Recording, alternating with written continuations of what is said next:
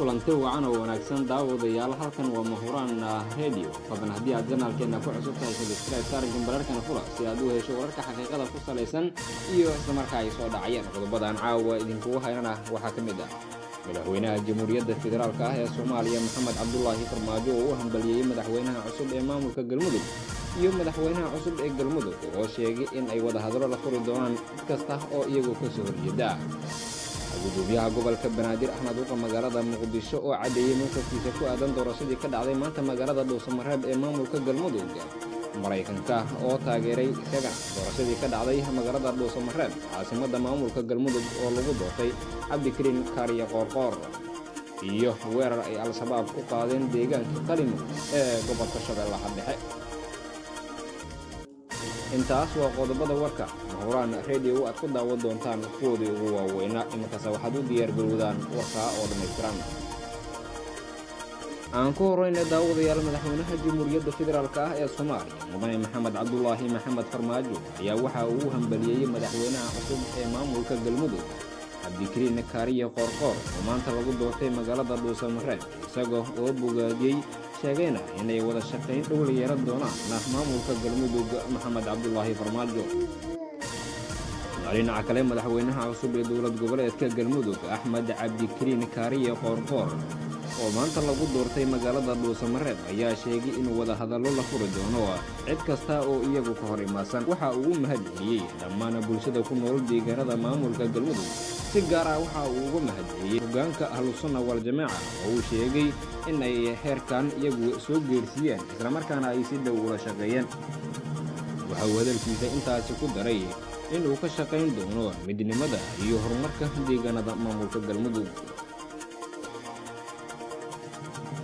dhanka kale xubno ka tirsan xarakada al-shabaab ayaa waxa ay weerar ku qaadeen deegaanka Qalimo oo ka mid ah tuulooyinka hoostaga degmada Balcad ee gobolka Shabeellaha Dhexe waxaana halkaasi ka dhacay dagaal xooggan oo u dhaxeeyay al-shabaabkii weerarka soo qaaday iyo ciidamada dowladda oo iyagu fariisimaha halkaasi ku lahaa saraakiil ka tirsan ciidamada xoogga dalka Soomaaliya ayaa waxa ay sheegeen in ay ka hortageen weerarka kaga yimid dhinaca iyo xarakada al-shabaab oo ay sheegeen in ay ka warhayeen xubnaha iyagu duulaanka ku soo qaaday saraakiil ka tirsan ciidamada dowladda Soomaaliya oo la hadlay warbaahinta ayaa waxa ay sheegeen in ay dileen 7 xubnood oo ka tirsan xarakada al-shabaab sidoo kalena ay dhaawaceen 5 dagaalame oo iyaguna ka tirsan al-shabaab dhinaca kale war lagu baahiyay baraha taabacsan xarakada al-shabaab ayaa waxa ay ku sheegteen in ay khasaare xooggan ku geersiiyeen weerarkii ay ciidamada dowladda ay ku qaadeen kuwa oo iyagu fariisimo ku lahaa deegaanka Qalimo oo qiyaastii 30 kiiloomitir u jira degmada Balcad ee Shabeellaha Dhexe Mahuraan Radio ayaa naga daawanaysaan daawadayaal gudoomiyaha gobolka Banaadir Axmed Uqa magaalada Muqdisho mudane Cumar Maxamuud Maxamed Cumar Firish ayaa waxa uu hambalyo u diray madaxweynaha iyo madaxweyne ku-xigeenka cusub ee dowlad goboleedka Galmudug kuwaasi oo maanta lagu doortay magaalada Dhuusamareeb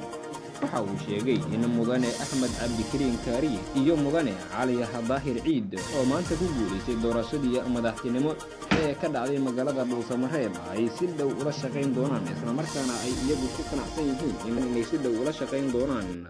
oo aan garab taaganahay hoggaanka cusub ee dowlad goboleedka Galmudug ayuu yiri gudoomiyaha gobolka Banaadir Axmed Uqa magaalada Muqdisho ugu dambeyntiina safarada Mareykanka ee Muqdisho ayaa aqoonsatay doorashadii madaxweynaha Galmudug oo maanta lagu doortay Axmed Cabdikariin Kaariye Qoorqoor kaasi oo ka dhacday magaalada Dhuusamareeb oo caasimad u ah maamulkaasi waa saxaafadeed laga soo saaray safarada Mareykanka ee Muqdisho ayaa lagu hambaliyay madaxweynaha cusub ee Galmudug Axmed Cabdikariin Kaariye Qoorqoor iyo ku-xigeenkiisa oo labaduba maanta lagu doortay Dhuusamareeb